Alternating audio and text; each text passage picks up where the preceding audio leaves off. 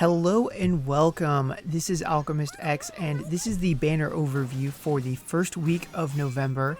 So the Ancient Dragon Story, final chapter, part 2. Ophineus, the final Ancient Dragon unit, is out. This is a unit I've been looking forward to for a while, so that's why we're just jumping into the summoning. It shouldn't be a surprise if you've been following my channel. I've mentioned him a few times, even put out a couple of community posts related to it, so me summoning for this dude is definitely a foregone conclusion, and obtaining him is also going to be a foregone conclusion. Bare minimum, I will get the unit. So I started with 45k between rebates from the gem spent bonus plus any potential good luck with TAGA pay, which I'm not counting on, but it's definitely a possibility, plus some unfarmed gems from the ancient story. I can definitely guarantee the unit. Like there's enough gems there to do that. The mystery here is whether or not it's going to be viable to go after the memento as well. So that is going to require an early pull. It doesn't have to be that early, but it does need to be. It needs to be either like late lap 4 or early lap 5. Because when you're looking at TAGA pay, it's basically a 20% price reduction, and then with the possibility that individual steps get 100%. But I still don't have a good sense of how high the chances are of getting it, because it seems kind of sporadic. Like it seemed a little bit more common when I was doing Dios version or Link version, and then here, I won't spoil everything, but I will say that they were very, very rare in this case with a much bigger sample size. So they are definitely a rare treat when you get them. But that would be, yeah, so unit is the first priority, then memento, and then potentially coin banner. Although if I have to go deep for the unit, probably could skip the coin banner. And because the only real enticing elements to that would be the possibility of getting one of the other units like a Nanji, or a dupe of Ophineus and get some more shards of him. But as far as getting shards of him go, you get 100 from taking the unit to level 60 automatically, and then if you can do the Phantom Manifestation level and get another 100 Enlightenment shards of him that way. And then if you have really, really bad luck, you can end up with a bunch of coins because you're spending a ton of gems, you're getting dragon coins that way, and then this banner is giving you coins. You should be able to get another 100 fairly easily that way. And then if you have an early pull, you could make up for that by doing some pulls on the coin banner, and either way get your other 100 shards that way. So generally speaking, you should have about 300 shards to work with in terms of enlightenment. So that is my overall game plan. As far as how he is as a unit, I still want some more time to really test him out, but it is very, very promising in terms of just what he's able to do.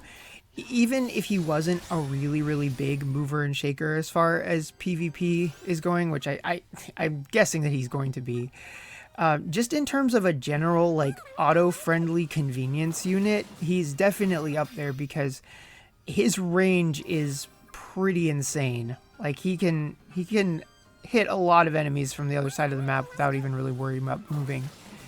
And he's got an interesting playstyle given that his Dragon Field effect just debuffs anybody who's not him.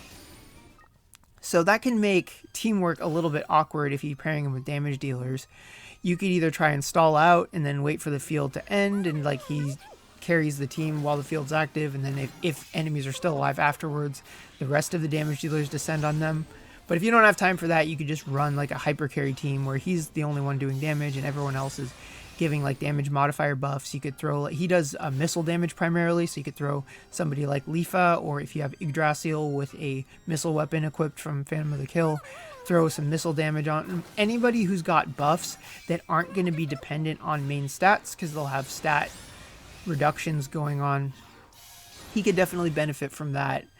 I imagine that if you kit him out, and especially if you have rune sets that are designed for whatever survivability matches the map that you're going for, he could be a really good solo character too.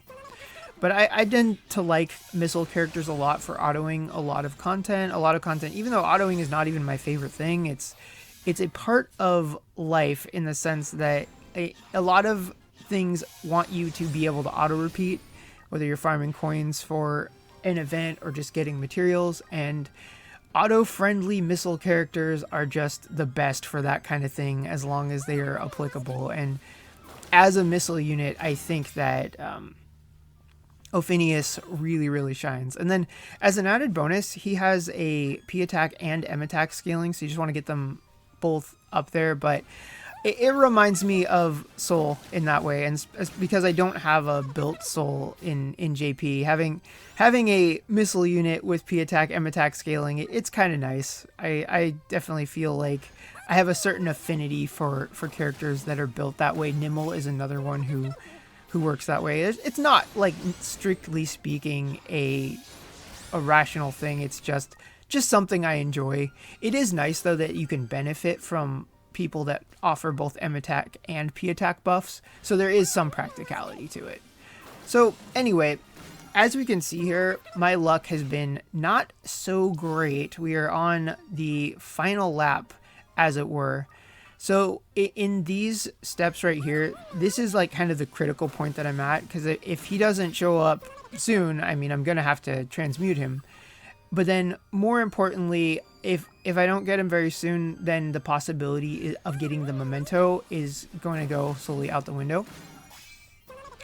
Because I could do some, time skip farming, and then I can... Oh, and there we go. Just like with Yggdrasil, I tapped it a little too soon. But, I mean, if we got the Ouroboros, we would have known it was him anyway, so this was kind of a more pleasant surprise. It definitely surprised me when I was doing it in the moment. So yeah, this is nice because I have 100 shards of him now that I get to keep, and I have him as a unit. It is not worth it to keep going because 7,500 gems for 25 shards, absolutely not worth it.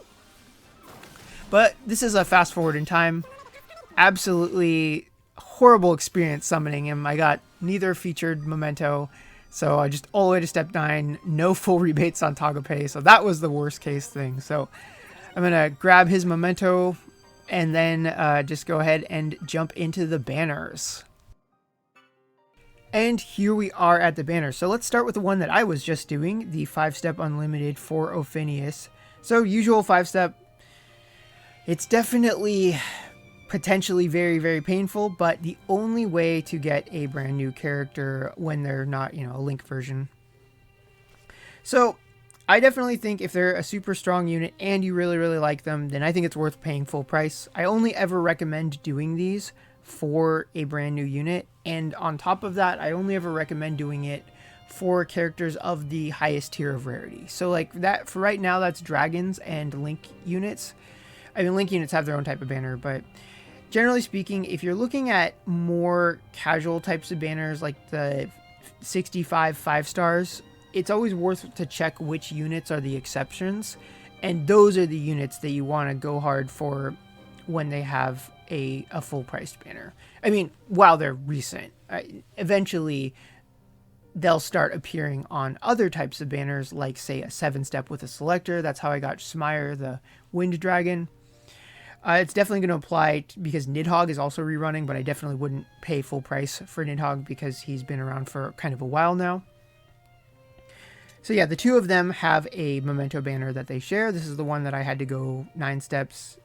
Yeah, you can keep going if you want. I would not recommend going past step 9. I just don't think summon coins are valuable enough for that to really make sense. The only reason I wouldn't. I think they designed it so if you really, really wanted both, you could like keep doing it until you had enough summon coins to just buy it, but don't do that. That's not worth the gems it would cost. I would definitely say prioritize the Ophineus memento, and if you really, really want and need Nidhogg's memento, I would just be patient and wait until it shows up on a memento selection banner, like a 7-step with a selector where you could just grab it that way. It's been around long enough, just like he as a unit has, that is going to be a viable and much, much less expensive way to do it. Yeah, summon coins, I really want them to get overhauled somehow. It just, they're not great in their current shape. Really, for the most part, for me, they just end up being a little bit of extra gems every week, and it'd be nicer if they were used towards something more rewarding. So moving on from the 5-step unlimiteds, we have a couple of coin banners for the dragon units. And as far as whether I'd recommend doing this with respect to Ophineus, I would say only if you have a ton of gems. Like, you have enough to guarantee the unit via the 5-step unlimited and enough to get the memento. If you got both of that plus enough to do this 5-step, then yeah, I think it's worth doing, because you'll get coins that presumably you burn on him, and then potentially other characters too. And then if you got really lucky and pulled him from this, then you get to skip the 5-step unlimited, which is great. But it's not worth the risk unless you have enough to guarantee him. Then there's also a pickup banner that is a coin style for Phantom of the Kill units, and it does have tagatame, so it's a little bit nicer than the one from last time, but generally speaking, what I said before would apply here, insofar as the value of the banner depends on your current usage of coins in terms of how risky it is. Like, if you're kind of burned out on the coin shop for the units that you have, then it's very, very risky. But if you want to go for it, tagatame is usually a good time to do that. And there's definitely some good units on there. And then finally, we've got Tearfing Link is still going to be around for another couple of weeks. So that's something to think about, especially if we end up getting another discount ticket on the next reset. Could bring the cost down a little bit. Whether you went for her previously or you wanted to skip, but you're still kind of on the fence, you still have a little bit of time to decide. It's definitely more expensive than something with tagatame, but she's a very, very strong unit. So if she is both a unit that you really, really like and potentially need, her Link counterpart is 100% free to farm, so that is always a point in her favor. And then of course her memento is also less expensive. But yeah, that is about all I have got for this week. Just before we close out real quick, I can show off where I'm at with Ophineus. Because there's been a few time skips in the case of this video. I'm not doing too bad. I still have to do runes. I have not really touched runes on him yet. It's been a kind of long and busy farming a lot of ancient dragon stories and trying to find efficient auto comps for some of them. Dios version 2 has been an MVP for those, though. So I got him partially enlightened. I haven't done the Phantom Manifestation level yet, so I'm going to pretty much put the proceeds of that towards Gate 7. I did get his memento fully maxed out. I had some pride reliefs hanging around, and I finally used that 375 light elemental shard selector that I had been sitting on. So overall, he's definitely very, very usable. I'll get his VCR tomorrow with the free Vision Clear map. And I look forward to just seeing more and more of what he is capable of. So yeah, that is all for this week. If you're summoning, I hope you have better luck than I did. For me, it wasn't the worst, but it definitely could have been better. And I will see you all next time.